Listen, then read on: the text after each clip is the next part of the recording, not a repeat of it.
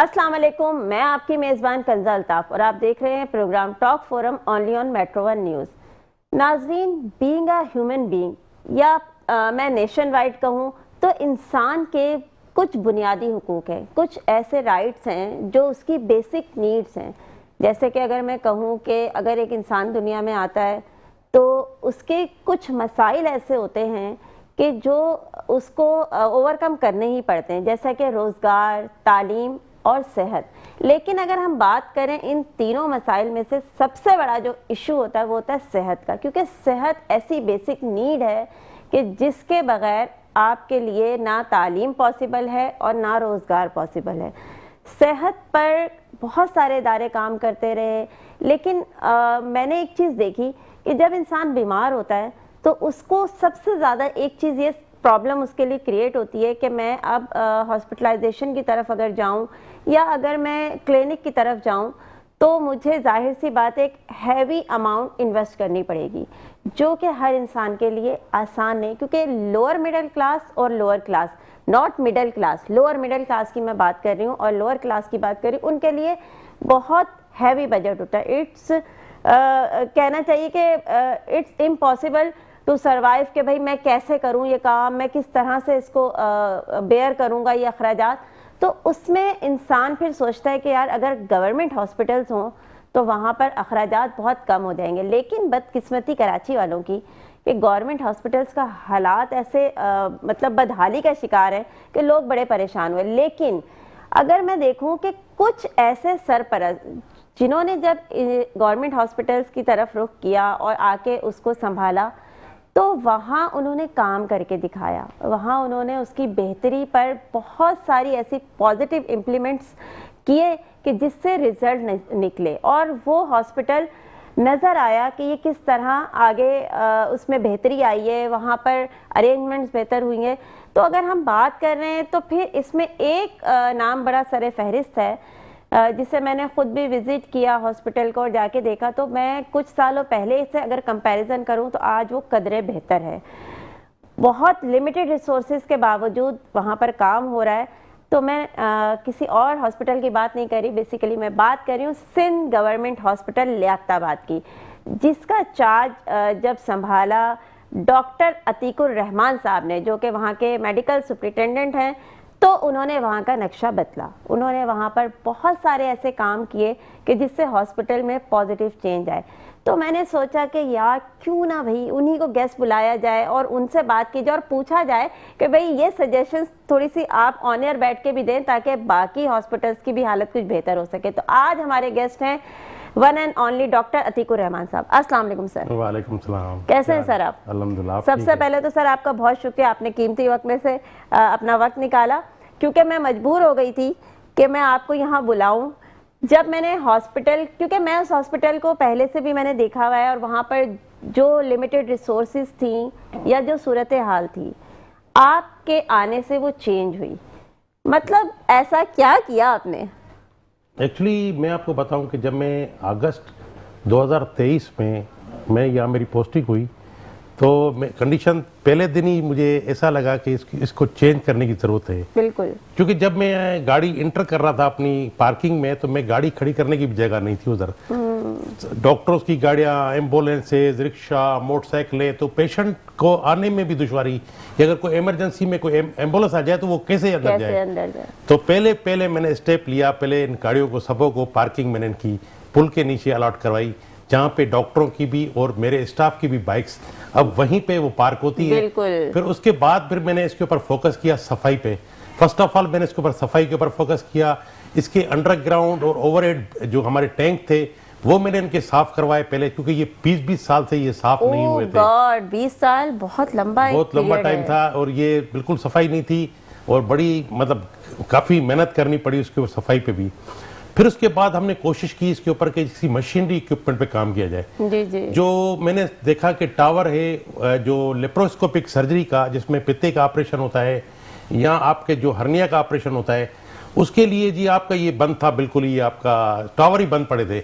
मैंने पूछा कि जी ये क्यों हुआ? जी सर ये 20 साल से हो गए इसको फंक्शनल हुए। ओह गॉड, 20 साल से मतलब वो फंक्शनल में हुए ही नहीं। जी।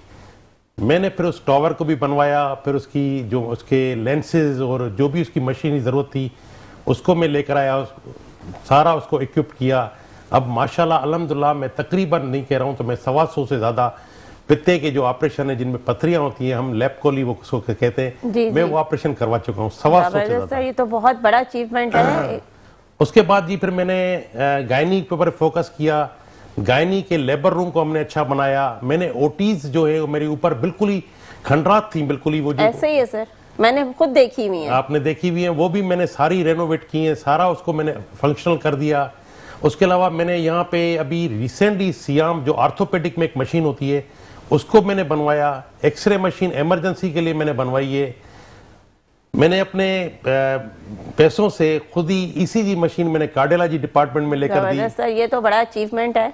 उसके अलावा जो काम नजर आता है, बिजली के काम हो या मशीनरी इक्विपमेंट के हवाले से या एसीज के हवाले से, तकरीबन मैंने जो है ना यहाँ पे आकर बायोमेट्रिक सिस्टम लगवाया यहाँ पे आकर। अच्छा, ये भी एक आपका पॉजिटिव चेंज था क्योंकि इससे पहले बायोमेट्रिक नहीं था वहां पर। जी बायोमेट्रिक मुझे जैसे ही मैं आया था, मैंने 2 साल से मैंने देखा कि जी बायोमेट्रिक की जरूरत पड़ती है यहाँ पे।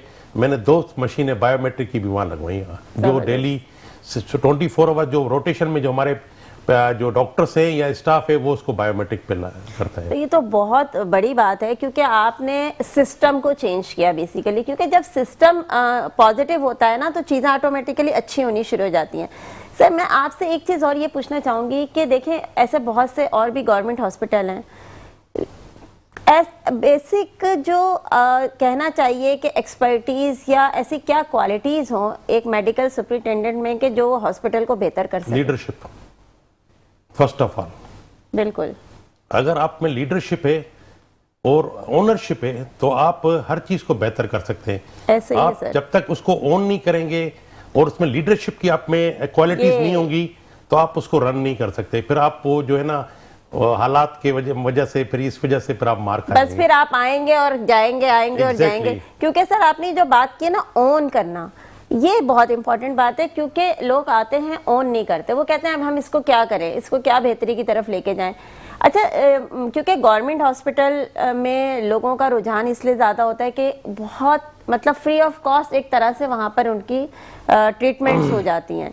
तो सर मुझे ये बताएं कि अराउंड अगर हम देखें तो कितना पेशेंट उस तरफ उस हॉस्पिटल में आता है डेली का?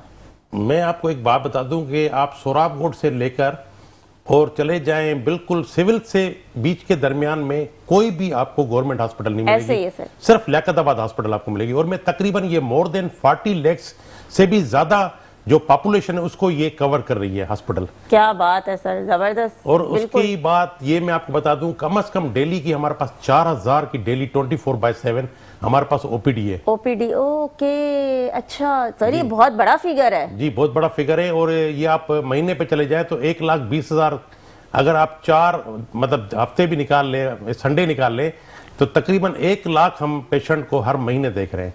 बिल्कुल तो इस महीने तकरीबन 12 लाख हम। अच्छा, उसी बजट में हम गायनी भी ऑपरेशन भी हो रहे हैं हमारे। अच्छा। उसके अलावा हमारी सर्जरीज भी हो रही हैं। हम इन सब चीजों को लेके चल रहे हैं और आप अल्हम्दुलिल्लाह तमाम लिमिटेड बजट में। तो सर ये जो गायनीज के ऑपरेशंस है या दूसरे ऑपरेशंस है, इसकी तो बहुत मिनिमम एक मेरे ख्याल से अमाउंट है वहां पर। मैडम हमारा फ्री ऑफ कॉस्ट है, गवर्नमेंट ऑफ सिंध का। अच्छा, वो भी फ्री ऑफ कॉस्ट है? मैडम मिनिस्टर साहबा, हमारे सेक्रेटरी साहब मैडम अजरा फजल पेचू जो हमारी मिनिस्टर साहबा है, या हमारे सेक्रेटरी रेहान इकबाल बलोच साहब जो है, ये उससे पहले भी काफी टाइम हो गया है कि फ्री ऑफ कॉस्ट है सारा। हम अच्छा। किसी से कोई चार्जेस लेबोरेटरी की मद में, ब्लड बैंक की मद में या किसी भी सर्विसेज की मद में, ये फ्री ऑफ कॉस्ट हम दे रहे हैं सब आवाम को। अच्छा सर, एक चीज मैंने देखी है कि अक्सर गवर्नमेंट हॉस्पिटल में एक प्रॉब्लम आता है कि मैनेजमेंट का बड़ा इशू होता है कि चीज़ें मैनेज नहीं हो रही होती, बिखरी हुई होती हैं और वो जो आवाम आ रही होती है वो भी डिस्टर्ब होती है, लाइनें अजीब तरीके से लगी होती हैं, वो कहीं इधर से जा रहा, मतलब एक अफरा तफरी होती है।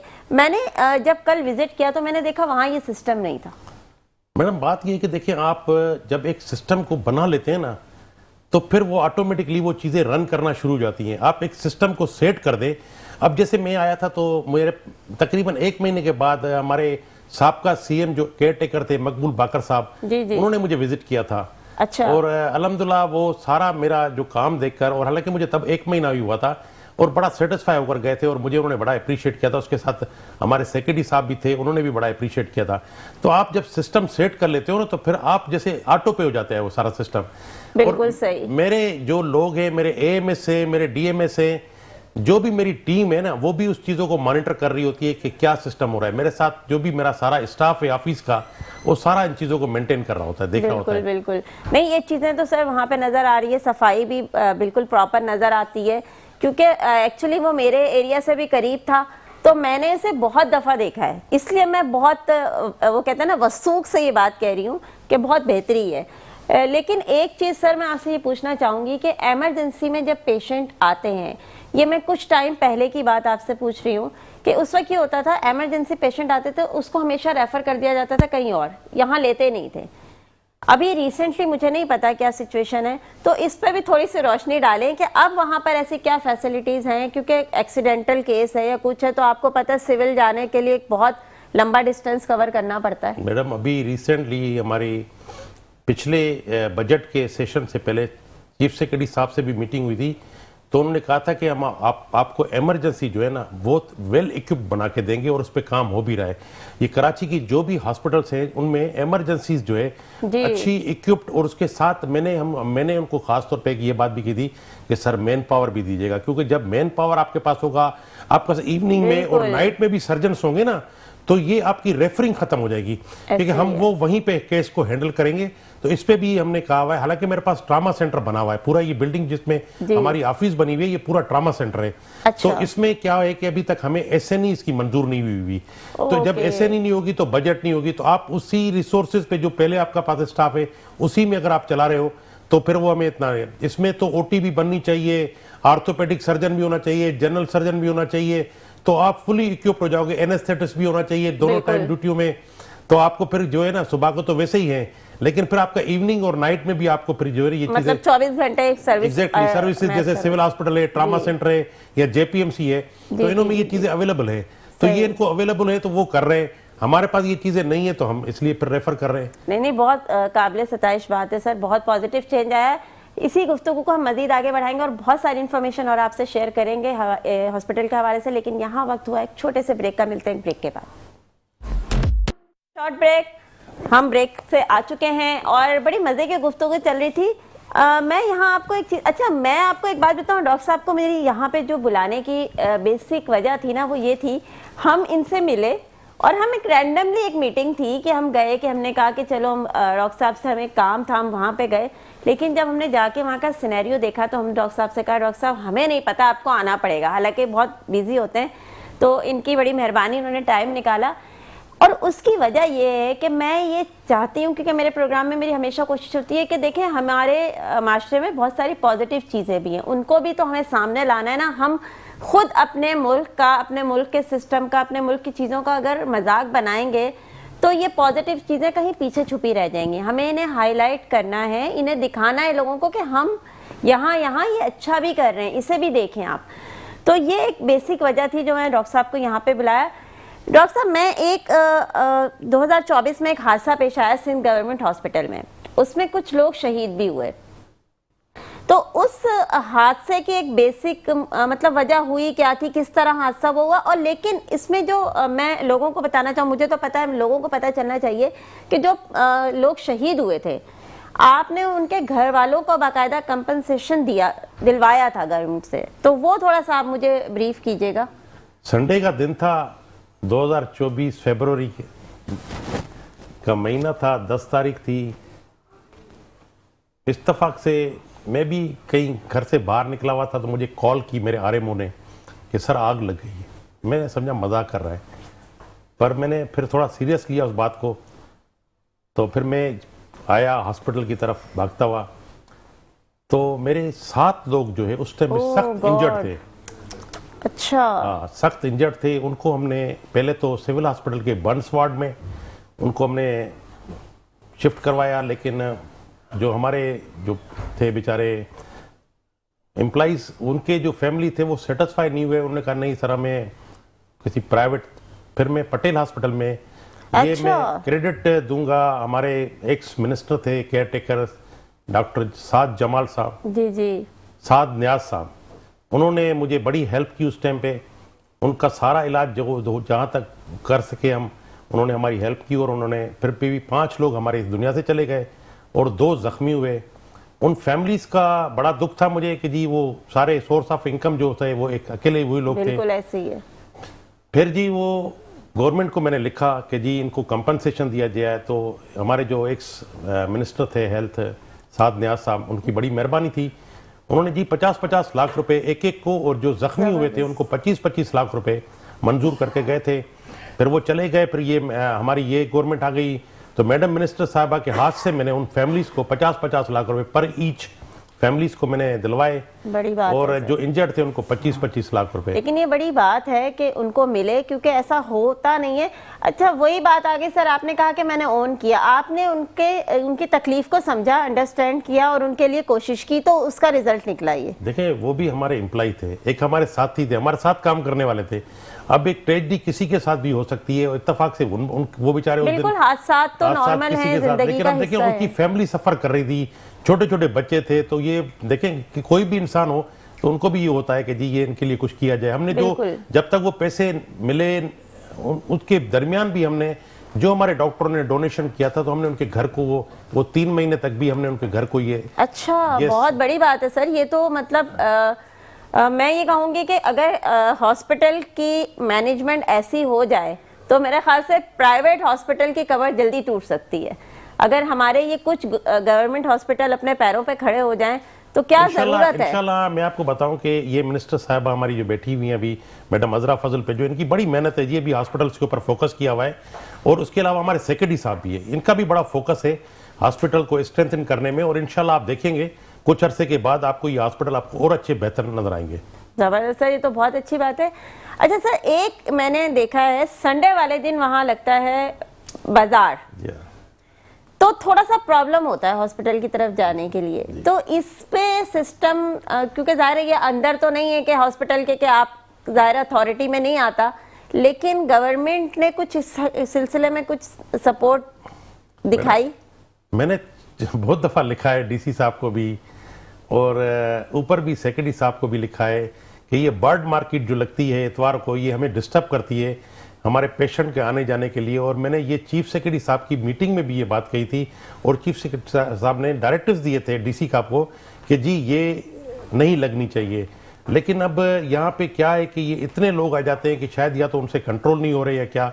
लेकिन मैंने 4-5 दफा तो लेटर्स लिखे, लेकिन मैंने देखा कि फिर ये जो है ना ये कुछ लग जाती है, हट जाती है, फिर लग जाती है, फिर हट जाती है, फिर लग जाती है। तो ये हम भी डीसी साहब से रिक्वेस्ट करेंगे कि सर पेशेंट्स की कंडीशन कभी कभी ऐसी होती है कि उनके लिए बड़ा प्रॉब्लम हो जाता है हॉस्पिटल तक पहुंचना भी। एक तो ट्रैफिक जैम हो जाता है क्योंकि वो आधे सड़क तक आए होते हैं, तो ट्रैफिक जाम है। हम ये नहीं कह रहे कि आप उनको बिल्कुल उनका रोजगार बंद कर दें, लेकिन उनको कोई ऑल्टरनेटिव ऐसी प्लेस दे दें, कोई ऐसा लोकेशन दे दें, कोई ग्राउंड, कोई ऐसी चीज उनके लिए आप प्रोवाइड करें जहां पर वो ये बाजार लगा लें, ताकि हॉस्पिटल के पास एटलीस्ट थोड़ा सा रोड साफ रहे, क्योंकि ये बड़ा जरूरी है। तो डीसी साहब प्लीज इस पे जरा फोकस करें। डॉक्टर साहब आपसे बहुत दफा रिक्वेस्ट भी कर चुके हैं। सर इसके अलावा आपने इस अपने जो आपका जर्नी है मेडिकल फील्ड का, आपने बहुत सारी जगह अपनी एक्सपर्टीज दिखाई है। मैं चाहती हूँ आप सर थोड़ा सा हमें वो भी बताएं। पहले तो मैं शुरू में 95 में कॉन्ट्रैक्ट जॉब पे मैं दादू डिस्ट्रिक्ट में मेरी पोस्टिंग हुई थी और तकरीबन मैंने वहाँ पे दादू अपने मेरा नेटिव प्लेस है, मतलब नेटिव डिस्ट्रिक्ट है। मैं 6 साल तक, मैं 2001 तक पे वहाँ मेरी पोस्टिंग रही पर मुख्तलिफ जगहों पे। तो वहाँ से होता हुआ फिर मैं जब 2002 में मैं कराची में आया तो मेरी फर्स्ट पोस्टिंग गडाप टाउन में हुई थी। अच्छा। गडाप टाउन में मैं एज FSM था, फील्ड सुपरवाइजर मेडिकल ऑफिसर था। और उसके बाद फिर मैं मलिक टाउन चला गया। इस तरह मैं कराची के मुख्तलिफ जगहों पे, जमशेद टाउन में मैंने 15 साल काम किया है। फिर उसके बाद मैं लियारी चला गया, लियारी से फिर मैं सदर चला गया, फिर मैं वेस्ट में चला गया। इस तरह जमशेद पूरा कराची के जो 7 डिस्ट्रिक्ट है ना वहाँ पे। फिर 2021 में मुझे MS कोरंगी हॉस्पिटल बनाया गया। उसके बाद फिर मैं DHO केमाड़ी बना।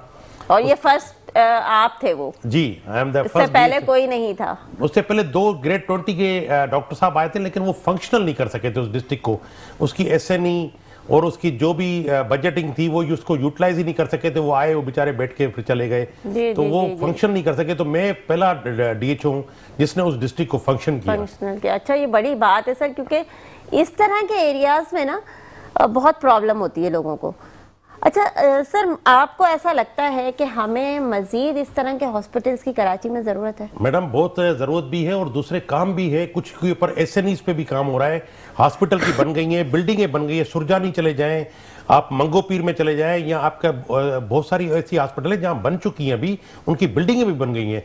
और देखिए, आप मैं बताऊं, हेल्थ पे देखिए गवर्नमेंट ऑफ सिंध बहुत काम कर रही है। आप देखिए, इसे SICH बनवाया है, NICVD बनाया, SICH बनाए, उसके अलावा जो हमारा कार्डियो में भी है SICVD भी बनाए। तो government of Sindh health department के जो अभी हेल्थ पे जो काम हो रहा है उसका ना, वो ज्यादा फोकस हो रहा है। अभी आप इन्होंने मोटरवे पे भी अभी रिसेंटली मैंने देखा कि 1122 हर 30 किलोमीटर के बाद इनकी एम्बुलेंसेज खड़ी हो जाएंगी और आपको जो है ये जो अपना एम्बुलेंस सर्विस शुरू हो जाएगी। आपको ये आपको पहले था, आपको पता एक्सीडेंट होते थे कि एम्बुलेंस नहीं होती थी, लोग बेचारे उधर ही रोड पे ही डेथ हो जाती थी उनकी। तो अब ये सर्विसेज भी 1122 भी इनको ऑन बोर्ड ले लिया है। अच्छा सर, देखें, आपने इतना टाइम इस फील्ड पे लगाया, आपकी ऑब्जर्वेशन बड़ी स्ट्रांग होगी। मैं आपसे ये पूछना चाहूंगी कि आपको क्या लगता है कि हमारे इस सिस्टम पे ऐसी क्या चीजें हैं जो अगर खत्म हो जाएं तो हम बेहतरी की तरफ चले जाएंगे? मैडम, मैंने आपको पहले भी बात बताई थी कि जी हम जब तक खुद ओन नहीं करेंगे इन चीज़ों को, देखिए ये मुल्क हमारा है, ये डिस्ट्रिक्ट भी हमारा है, ये शहर भी हमारा, सूबा भी हमारा, हर चीज़ हमारी है। तो फिर हम क्यों ना उसको ओन करें? हमें ही यहाँ रहना है, मरना भी यहाँ है, जीना भी यही है। ऐसे ही हम इसको अगर ओन करेंगे तो ये सब चीज़ें सीधी हो सकती हैं। मैं खुद अपने आप को पहले सही करूँगा, फिर मैं दूसरे को भी कह सकूँगा, फिर वो दूसरा तीसरे को कहेगा। इस तरह चेंज भी इस तरह आती है। तो हम जब तक चीज़ों को ओन नहीं करेंगे, सब लोग, अब देखिए ट्रैफिक का निज़ाम है, जैसे अभी कैमरा लग गए, आप देखिए आस्ते आस्ते इन चीज़ों में चेंजिंग आ रही है। अभी लोग हेलमेट पहनने लगे, सीट बेल्ट बांधने लगेंगे, चालान, डर एक मतलब है, लेकिन ओन तो कर रहे हैं ना चीजें ये। ऐसे ही है सर। तो अब जब सिस्टम में आते हैं तो फिर हम इंसान बन जाते हैं, ऐसे ही है। ओन जब तक करेंगे तो हम बिल्कुल ये होगा। सही कह रहे हैं सर आप, ये आपने वाकई बिल्कुल सही बात की कि जब तक हम सिस्टम में आकर खुद चीज को ओन नहीं करते तो उसका रिजल्ट नहीं निकलता, क्योंकि वो एक हमने ड्यूटी देनी है, हम आ गए चले गए, आगे चले गए, तो फिर वो नहीं होगा। हालांकि इसमें कोई दूसरी राय नहीं है कि गवर्नमेंट हॉस्पिटल में बड़े काबिल डॉक्टर्स हैं, जी हाँ, लेकिन कुछ टाइम अगर हम पहले जाए और अभी भी कहीं कहीं हम देखते हैं कि उन डॉक्टर्स को भी जंग लग रहा है, क्योंकि वो अपनी देखें, एक वो मछली बाजार जब खुल जाता है ना तो डॉक्टर भी इरिटेट हो जाता है, मैं कैसे मैनेज करूं।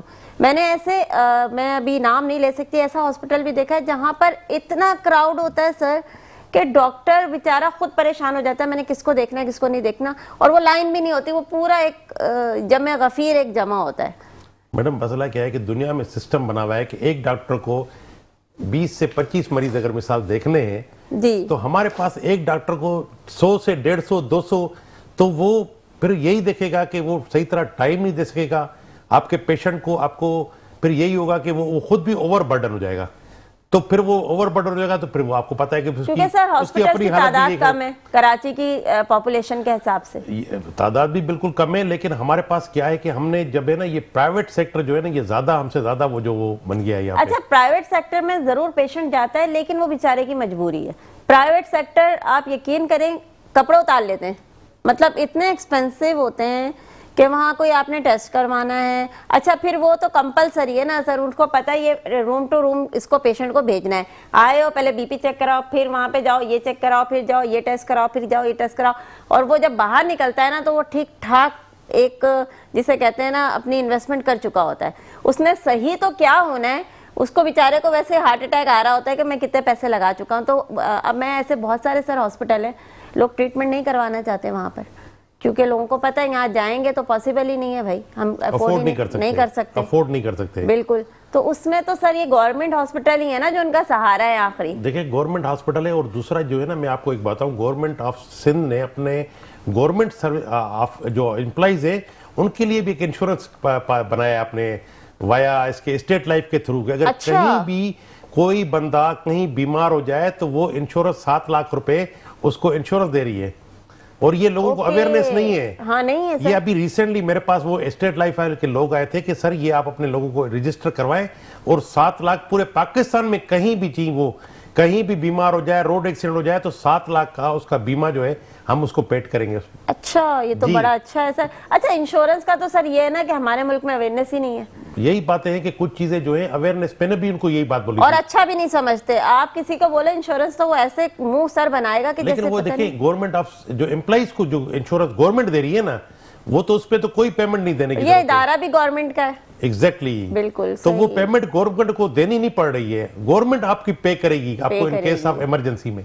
जबरदस्त सर, ये तो बहुत अच्छी बात है। ये अच्छा कि आपने बता दिया, क्योंकि इसकी अवेयरनेस मुझे भी मैंने नहीं भी थी यही बात कि उनको समझाई थी कि जी आप अवेयरनेस तो दें, आप बिल्कुल डॉक्टर को भी दें, स्टाफ को भी दें, और इवन मीडिया पे भी दें, सोशल मीडिया पे दें, तो लोगों को अवेयरनेस हो, ऐसे ही है तो सर। वो फॉर्म भरें, रजिस्टर हो, फिर आपको किसी इन केस आपको इमरजेंसी हो तो फिर आपको वो।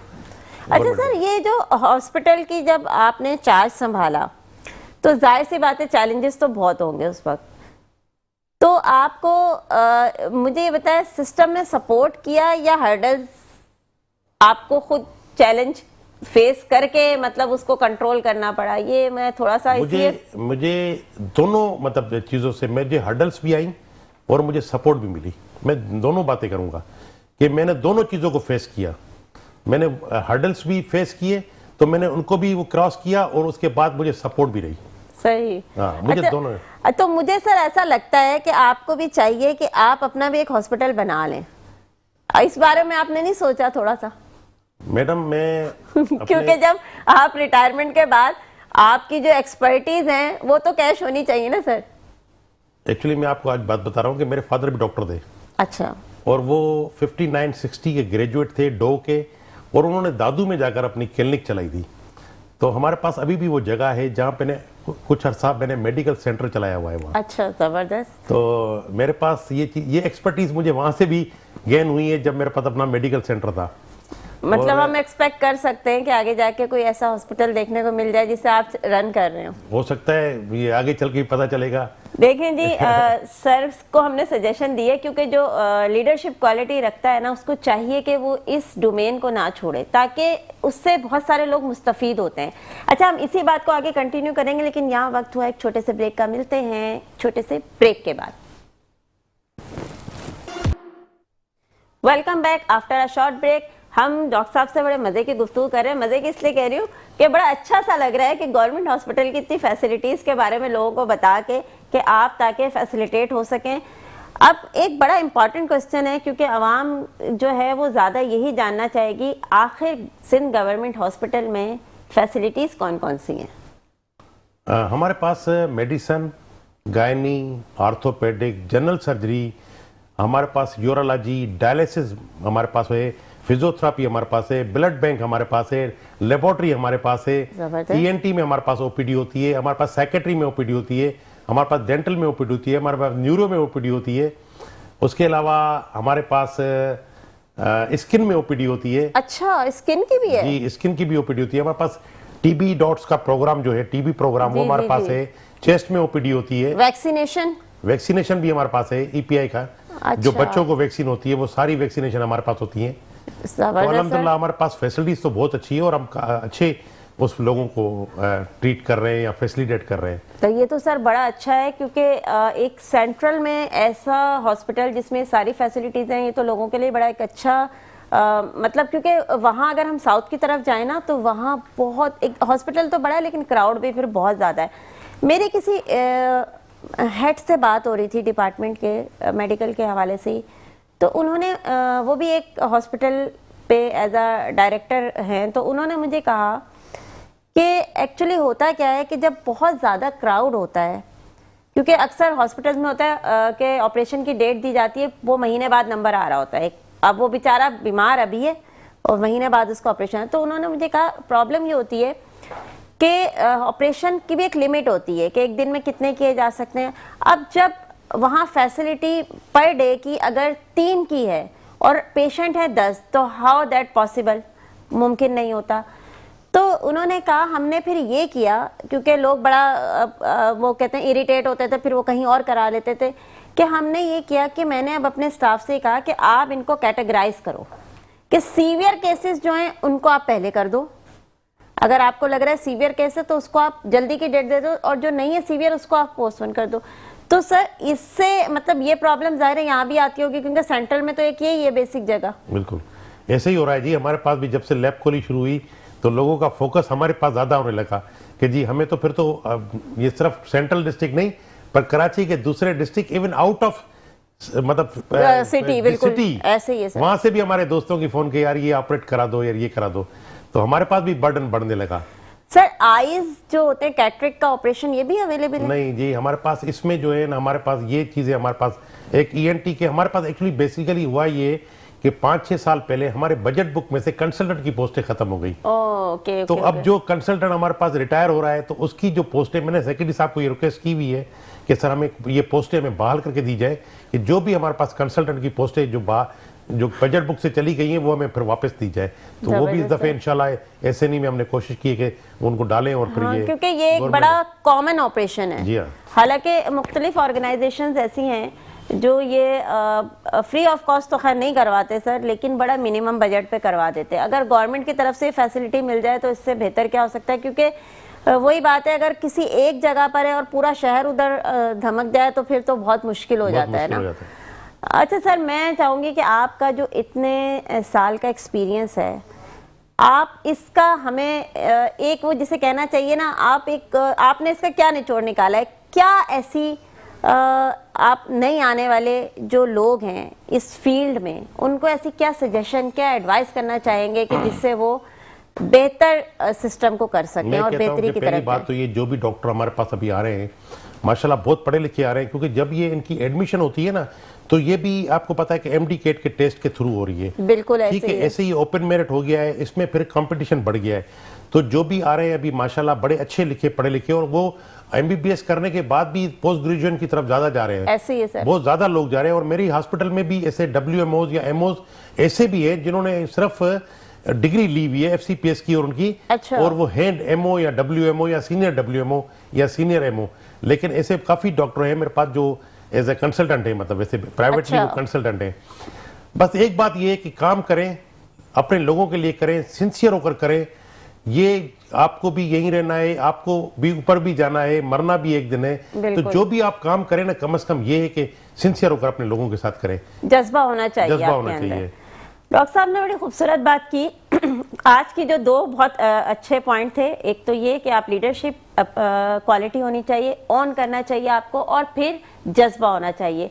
तो ये एक पॉजिटिव मैसेज है जो आप तक कन्वे किया गया है, और हम चाहते हैं कि बाकी हॉस्पिटल्स की हालत भी बेहतर होनी शुरू हो जाए। और हम डॉक्टर साहब के बहुत शुक्रगुजार हैं, और अगले प्रोग्राम तक के लिए आपसे चाहेंगे इजाज़त। अल्लाह हाफिज़।